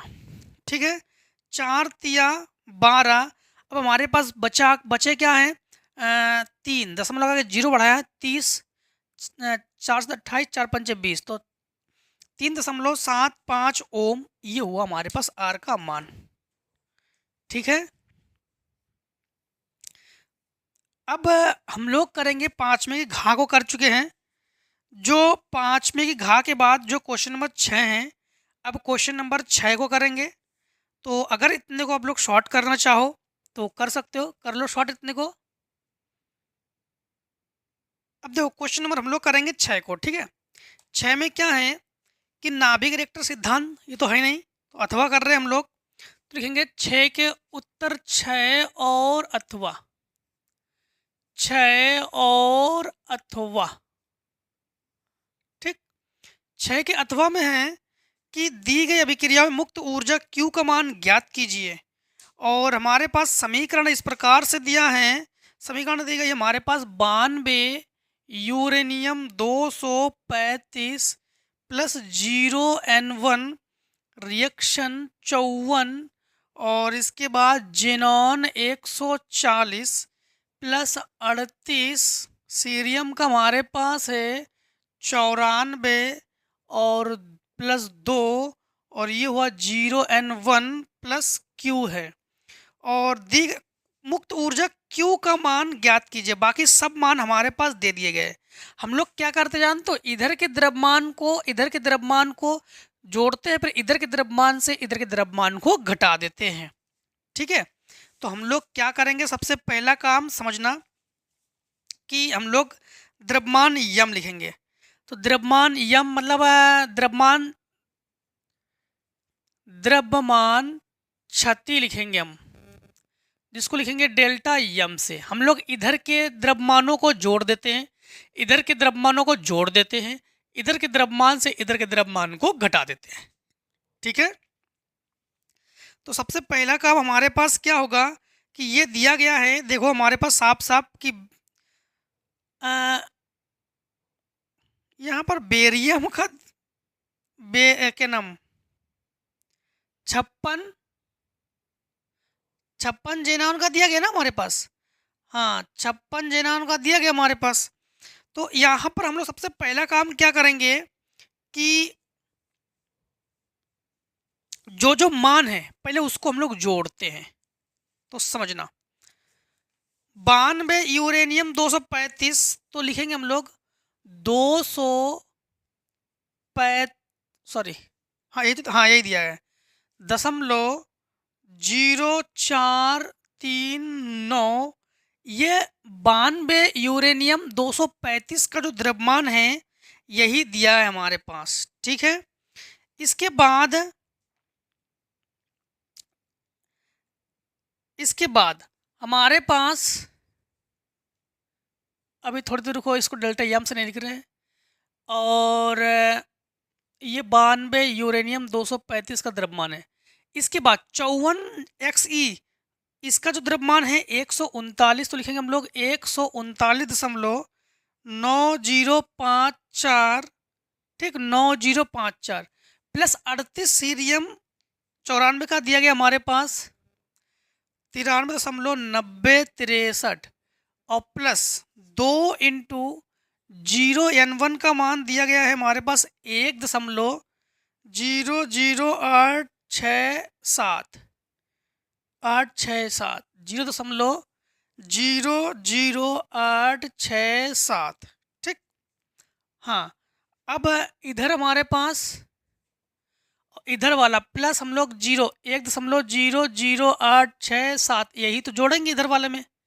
ठीक, इतना काम करेंगे हम लोग। अब हम लोग इतना काम करने के बाद थोड़ा सा समझना, सबसे पहली बात तो है हम लोग थोड़ा सा कैलकुलेटर से भी हेल्प ले लेते हैं। तो 235.0439 प्लस ये हुआ 1.000867, ये हुआ 236। अब लिख रहे डेल्टा यम, हाँ 236.0525 और 7 माइनस, अब लिखेंगे हम माइनस। सबसे पहले इनको जोड़ लेते हैं सबको, हाँ सबको जोड़ लेते हैं।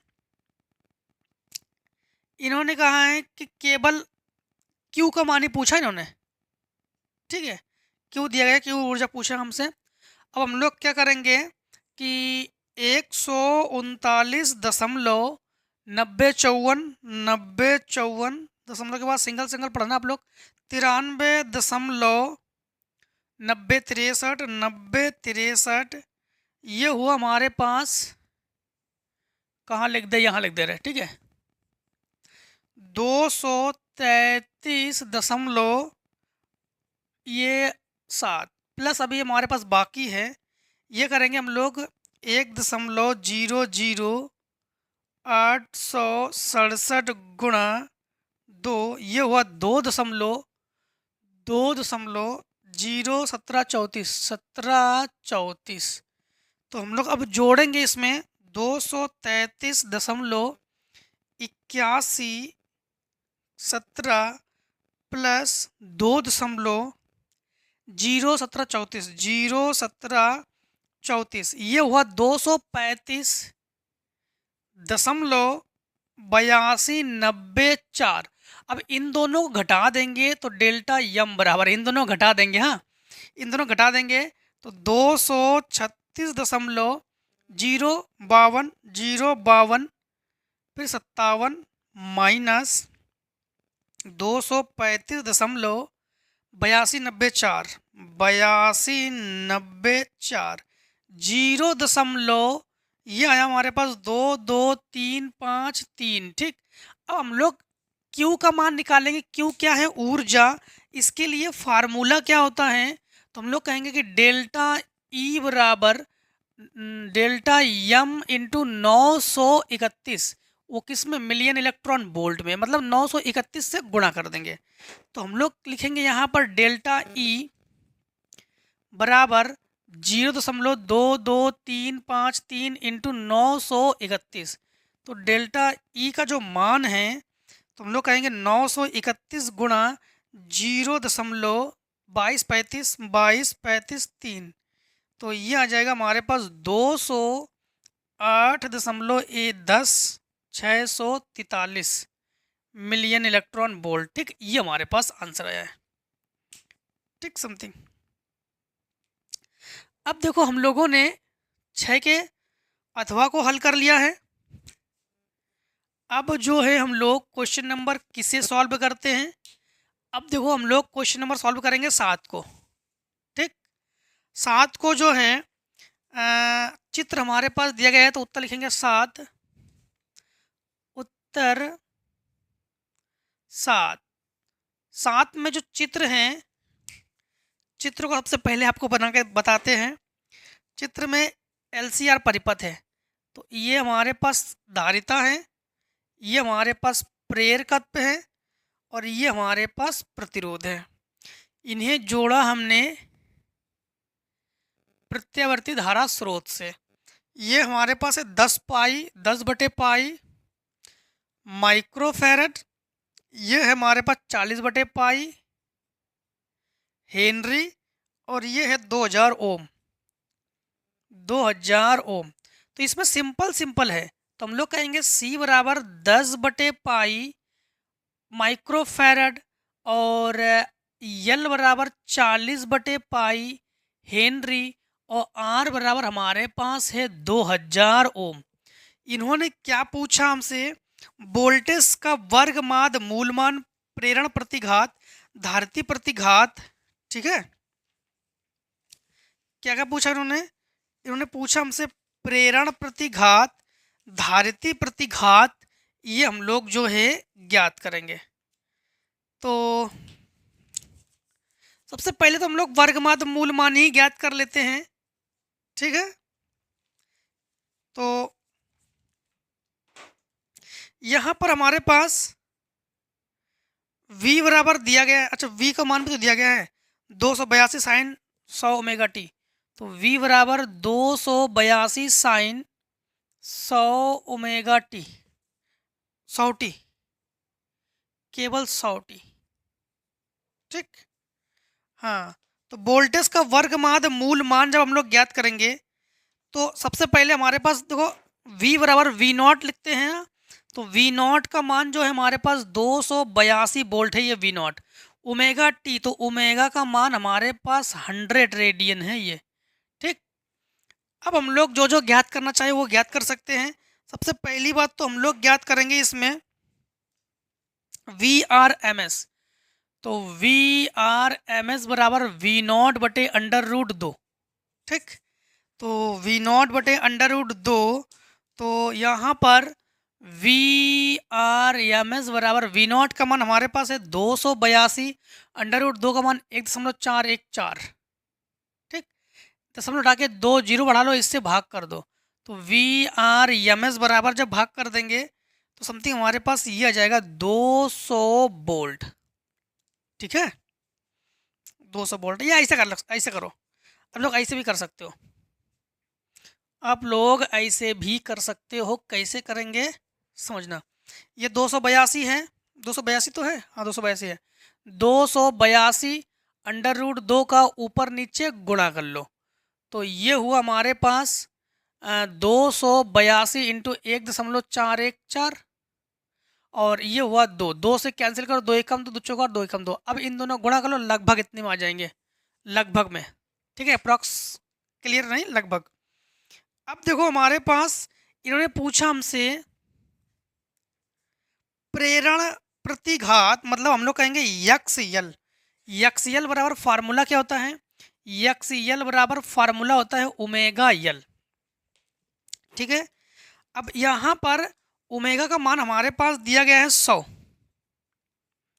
और यल का मान हमारे पास है 40/पाई। पाई का मान 3.14, दशमलव हटा के 2 जीरो बढ़ा लेंगे, इन दोनों गुणा भाग कर देंगे, तो यक्स यल, ठीक है। तो यक्स यल जो है समथिंग हमारे पास,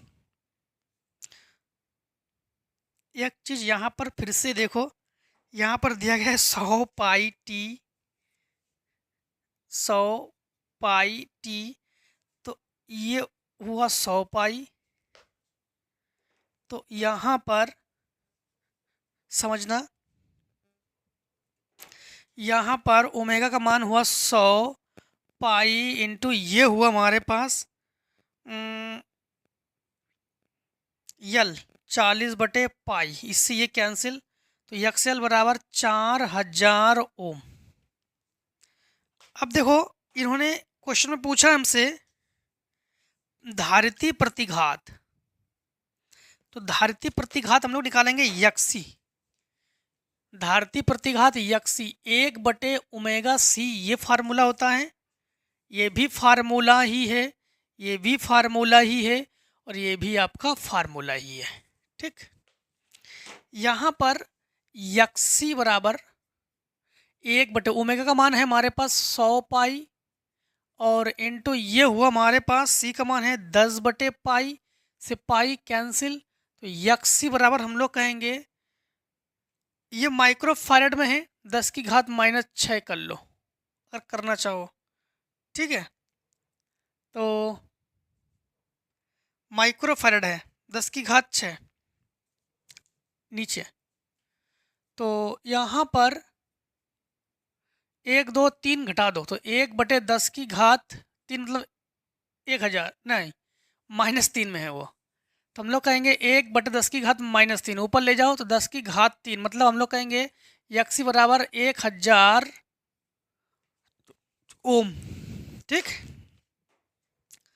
अब देखो इसी में और क्या पूछा, इन्होंने पूछा है प्रतिबाधा। तो प्रतिबाधा हम लोग जानते हैं जेड का फॉर्मूला,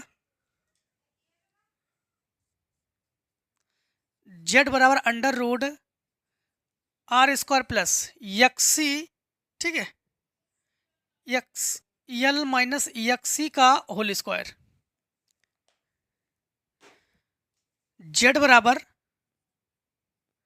आर का मान क्या है, आर का मान 2000, तो 2000 का स्क्वायर प्लस यक्सल का मान क्या है हमारे पास 4000, माइनस एक्सी का मान है 1000 का वर्ग। तो हम लोग कहेंगे कि जेड बराबर √2000 का वर्ग, ये हुआ 4, 1 2 3 4 5 6 जीरो, और प्लस ये हुआ 3000, 3 तरह का 9, 1 2 3 4 5 6 जीरो, 3 जीरो को बाहर ले लो, जेड बराबर, तो ये हो जाएगा 3 जीरो बाहर और 9 4 13, 1000 √13, ठीक। अब इन्होंने पूछा है इसमें, लास्ट में पूछा है कलांतर।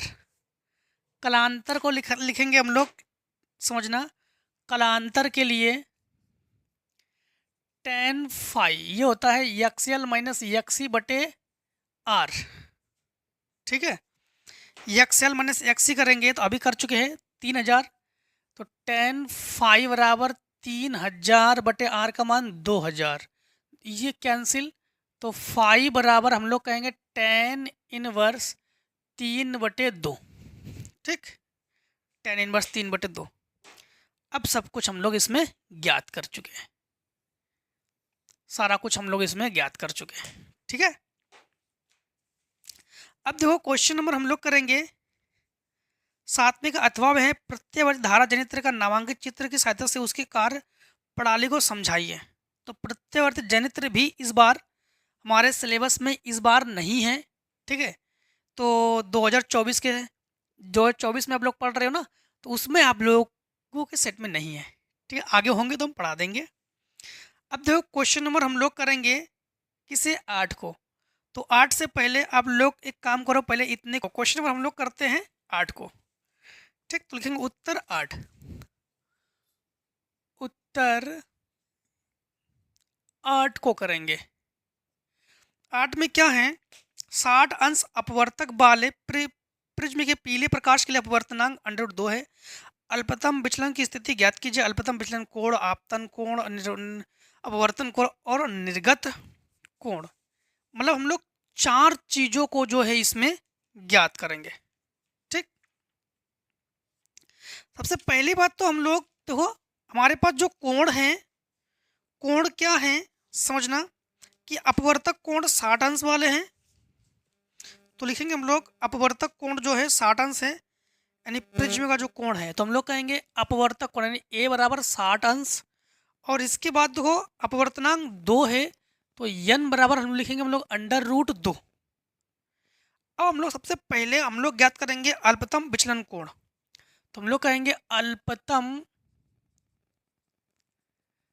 विचलन कोण, जिसको लिखते हैं डेल्टा यम से। डेल्टा यम बराबर क्वेश्चन मार्क। सबसे पहले अल्पतम विचलन कोण डेल्टा यम ज्ञात कर लेते हैं। डेल्टा यम बराबर हम लोग यानी फार्मूला लगा देंगे इसमें, n बराबर sine a plus delta m by 2 और पूरे का बटे साइन a/2। यहाँ पर n की जगह हम लोग क्या लिखेंगे, √2 लिखेंगे और साइन a की जगह लिखेंगे 60 और प्लस डेल्टा यम, इसके बटे 2 कर लो, इसके बटे 2 कर लो, इस 2 को, और बटे साइन a का मान 60, 60 का आधा 30, तो साइन 30, ये बटे में है गुणा में ले जाओ, √2 इंटू साइन 30 का मान 1/2 बराबर साइन ये हुआ कटकर आधा 30 प्लस डेल्टा यम बटे 2। इससे ये काटेंगे तो ये हुआ √2, 1/√2 साइन 45 का मान है, तो साइन ये हुआ 45 बराबर साइन ये हुआ 30 और प्लस डेल्टा यम/2। साइन से साइन की तुलना कर लेंगे तो 45 बराबर 30 प्लस डेल्टा यम/2। इसको इधर पक्षांतर करो, घटाओगे 15 बचेगा। ठीक है आपके पास, तो हम लोग कहोगे डेल्टा यम/2 बराबर 15, अर्थात डेल्टा यम बराबर 15 दूनी 30। ये गुणा में पहुंचा दो। अभी हम लोगों ने केवल डेल्टा यम को ज्ञात किया है। अब इनके मुताबिक इन्होंने जो कहा है बस वही करते चल रहे हैं। डेल्टा यम ज्ञात किया, ठीक है, जो कि हमारे पास 30 अंश है। इसी के बाद यहाँ पर इन्होंने ये कहा था कि अल्पतम विचलन कोण डेल्टा यम ज्ञात कीजिए। तो डेल्टा यम को हम लोगों ने ज्ञात किया जो कि 30 अंश है। अब आपतन कोण ज्ञात कीजिए, तो लिखेंगे आपतन कोण आई हम लोग ज्ञात करेंगे। दूसरा नंबर आपतन कोण आई ये ज्ञात करेंगे। अब आपतन कोण के लिए फार्मूला यूज करते हैं।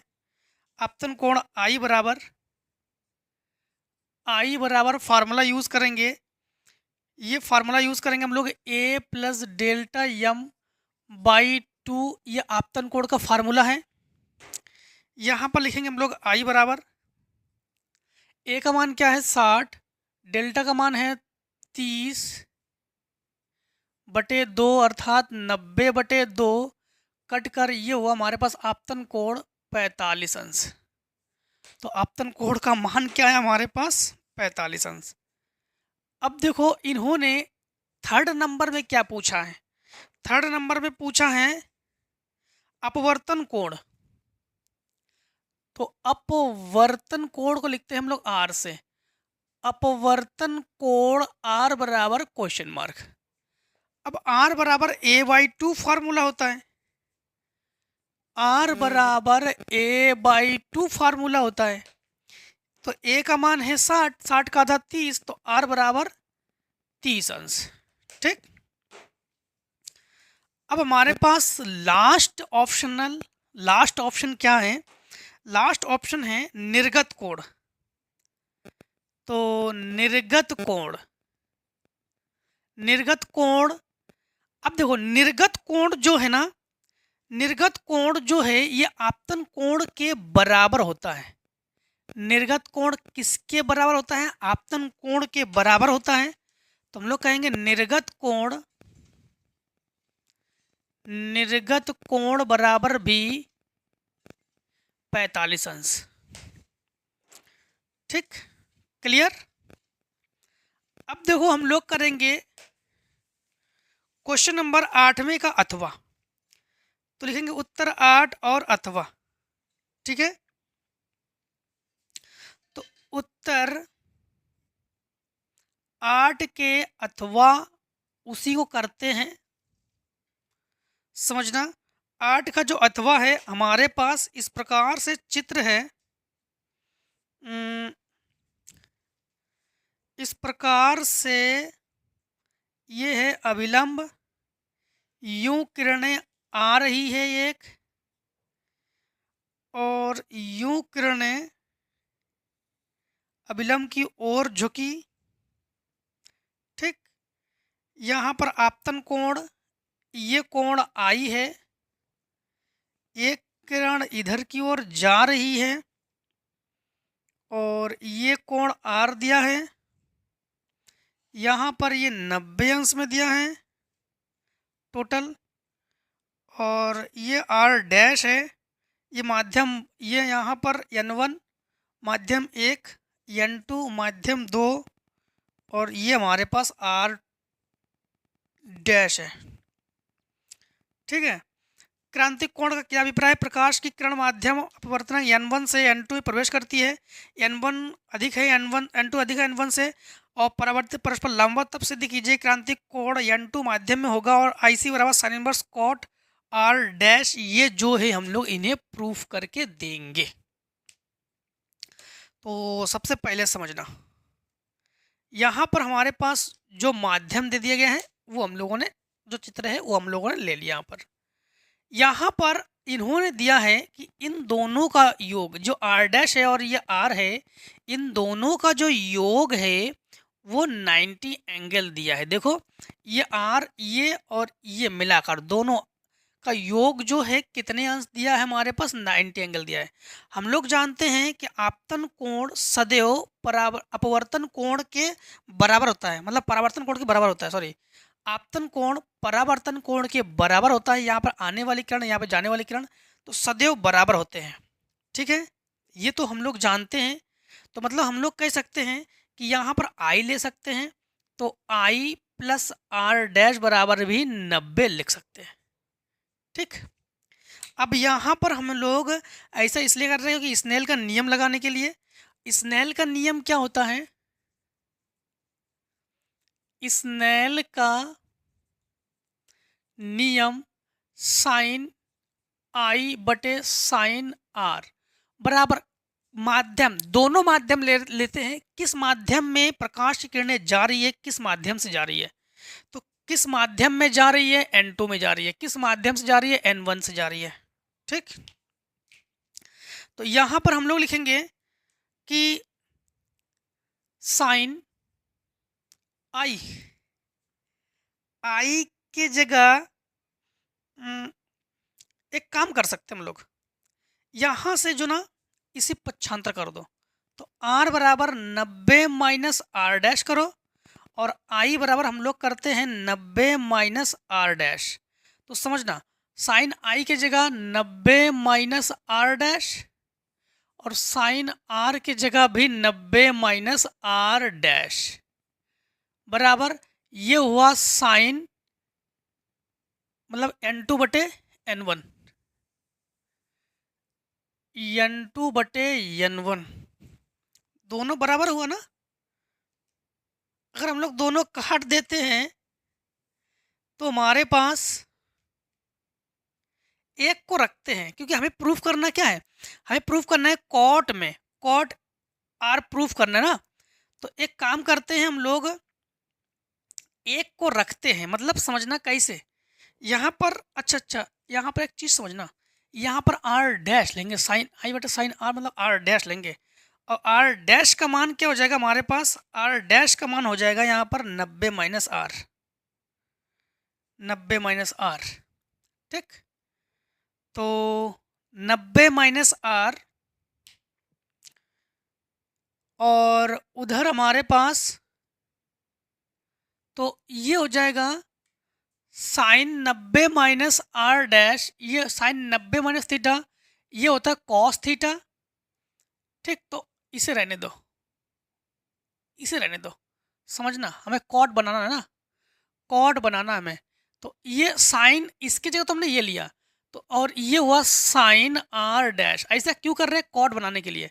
Sign 90 minus theta cot theta, तो कॉस थीटा ये हो गया कॉस आर डैश बटे ये साइन आर डैश बराबर N2/N1। ये क्रांतिक कोण का मान हम लोग साइन सी लिखते हैं ना, क्या लिखते हैं, साइन सी। तो उसी प्रकार से हम लोग लिखेंगे इसको साइन आई सी। मतलब हम लोग जो हमारे पास N2/N1 है, इसके जगह हम लोगों ने क्या लिया, साइन आई सी। ठीक, अब यहाँ पर कॉस बटे साइन होता है कॉट, तो कॉट आर डैश बराबर साइन आई सी। प्रूफ क्या करेंगे हम लोग, आई सी बराबर साइन इनवर्स। ठीक है, तो जब यहाँ से साइन को इधर ले आएंगे तो लिखेंगे हम लोग आई सी बराबर sine inverse cot r dash. यही तो प्रूफ करा रहा है ये, हाँ यही प्रूफ करा रहा है हमें, तो ये हम लोग प्रूफ कर चुके हैं। ठीक, ये हुआ हमारे पास प्रूफ। अब देखो हम लोग जो हैं क्वेश्चन नंबर करेंगे 9 को। 9 में क्या है, 9 में है कि समांतर प्लेट संधारित्र की धारिता का सूत्र ज्ञात कीजिए। ये क्वेश्चन हम लोग सेट 4 में कर चुके हैं, इसी 2022 के सेट 4 क्वेश्चन नंबर 6 और उसके अथवा में हम लोग कर चुके हैं। तो वहाँ से जाकर आप लोग जरूर देख लीजिए, और अगर देख के आए हो तो कोई बात नहीं है ना। 9 का अथवा करते हैं, किसी सेल के आंतरिक प्रतिरोध का क्या अर्थ है, यह किन कारकों पर निर्भर करता है। सेल का आंतरिक प्रतिरोध, ठीक है, सेल के अंदर जो धारा, सेल के अंदर कोई सेल हो उसके अंदर जो धारा बहती है, उस धारा के मान को रोकने का जो काम करता है उस सेल का आंतरिक प्रतिरोध कहते हैं। एक बैटरी R1 में T समय तक I1 धारा प्रवाहित करती है। ठीक है, एक बैटरी जो है R1 प्रतिरोध में T समय में I1 धारा प्रवाहित करती है, एक अन्य प्रतिरोध R2 उतने ही समय में I2 धारा प्रवाहित करती है। यदि दोनों दिशाओं में प्रतिरोधों का समान ऊष्मा उत्पन्न हो तब सिद्ध कीजिए कि बैटरी का आंतरिक प्रतिरोध स्मॉल r बराबर अंडर कैपिटल R1 और कैपिटल R2। मतलब हम लोग करेंगे 9वें का अथवा, तो उत्तर लिखेंगे 9, उत्तर 9 और अथवा।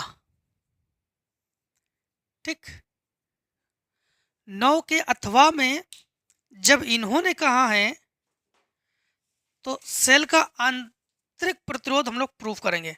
सबसे पहली बात तो है, देखो इनका कहना है कि उतने ही समय में, मतलब दोनों समान ऊष्मा उत्पन्न करें, समान उत्पन्न ऊष्मा, इसीलिए व्यय शक्ति निकालेंगे हम लोग सबसे पहले। तो व्यय शक्ति जिसको लिखते हैं P से, P बराबर फार्मूला होता है I²R। ठीक, तो इसी प्रकार यहाँ पर I के जगह हम लोग क्या लिखेंगे, I बराबर होता है फार्मूला I बराबर E/R प्लस R, ये होता है। ठीक, तो इसी फार्मूले से यहाँ पर होगा हमारे पास E/R प्लस R का होल स्क्वायर और इनटू R। ठीक है, अब समझना, दो है तो एक काम करते हैं कि एक बार हम लोग इसे इसी प्रकार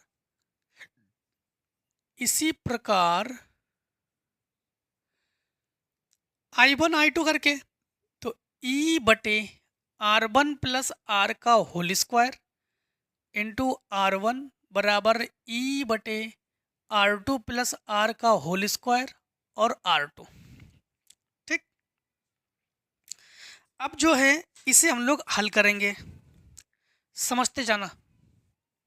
सबसे पहली बात तो है ई स्क्वायर से ई स्क्वायर खत्म, तो बचा क्या हमारे पास R1 बटे होल स्क्वायर खोलो तो ये हुआ R1 square plus R1 square r square, ठीक, और प्लस 2R1 बराबर ये हुआ R2, ये हुआ R2 square plus r square plus 2R2 इसके साथ गुणा इसके साथ गुणा, ठीक, इसके साथ गुणा करोगे तो ये हो जाएगा R1 R2 square plus R1 are square plus ये हुआ R1 R2 बराबर इसके साथ गुणा करोगे तो R1 स्क्वायर R2, ठीक, इसके साथ गुणा करोगे तो R2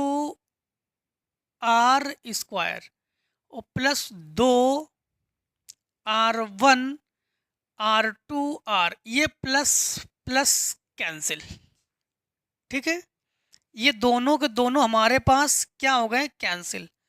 अब हम लोग क्या करेंगे कि इसे इधर ले आओ, इसे इधर ले आओ, तो इसमें R1 R2 square minus R1 square R2 बराबर ये हुआ R1 are square minus R2 R square. इन दोनों में देखो R1 R2 कॉमन है, तो यहाँ बचा हमारे पास R2 माइनस यहाँ बचा R1 बराबर यहाँ पर आर स्क्वायर कॉमन है तो बचा R1 माइनस R2, ठीक है, यही तो बचा हमारे पास। अब एक काम करते हैं कि यहाँ पर प्रूफ करने में क्या प्रूफ करना है हमें, प्रूफ करने में R बराबर अंडर R1 R2, ठीक है, तो प्लस माइनस आई होप दिक्कत नहीं होनी चाहिए, प्लस माइनस दिक्कत नहीं होनी चाहिए। इसे इधर ला रहे हैं तो R2 माइनस R1 स्क्वायर है इसलिए माइनस नहीं करेंगे, इससे ये कैंसिल हो गया हमारे पास, स्क्वायर है इसलिए माइनस नहीं कर रहे हैं, तो R स्क्वायर बराबर R1 R2, तो R बराबर हम लोग कहेंगे अंडर रूट R1 और R2, ठीक, अंडर रूट R1 और R2, यही प्रूफ हो गया हमारे पास। देखो यहाँ पर थोड़ा समझना फिर से एक बार, इसे यहाँ पर R2 स्क्वायर अपनी जगह पर है, इसे इधर ला रहे तो माइनस R1 आर स्क्वायर, तो ये R2 और ये R1 हुआ, ठीक है, तो अब ये हमारे पास आंसर हो गया। और इस आंसर के साथ आज हम लोगों ने सेट 5 को भी हम लोगों ने हल कर लिए हैं। अब जो है हम लोग सेट 6 में मिलेंगे, 2022 के सेट 6 में मिलेंगे, ठीक है, तो आप लोग देख सकते हो कि 2019, 20, 21, 22, 23, 24 मतलब सारे सेट आप लोगों को प्रोवाइड करा दिए गए हैं। आप लोग कंटिन्यू सेट को अध्ययन करते रहिए, जो सिलेबस में नहीं है उसको मत पढ़िए, हमें उतने को पढ़ना है जो हमारे काम के लिए है, मतलब हमें बोर्ड एग्जाम्स के लिए हमें हेल्प हो, ठीक है। तो आई होप सारे क्वेश्चन आपको सॉल्व करा दिए गए हैं, जितने क्वेश्चन थ्योरेटिकल थे उसको स्क्रीन पर प्रोवाइड करा दिए गए हैं, आप लोग देख चुके हो। अब आप लोग इसको हल भी कर लोगे, कापी में लिखोगे जरूर, जब तक लिखोगे नहीं तब तक आप लोगों को अभ्यास नहीं होंगे, इसीलिए कापी में लिखना जरूर। मिलेंगे अब नेक्स्ट वीडियो में, आज की वीडियो इतना ही। जय हिंद, जय भारत, आप लोग स्वस्थ रहिए, मस्त रहिए और इस प्रकार से हमेशा हमसे मिलते जरूर रहिए। Take a screen shot.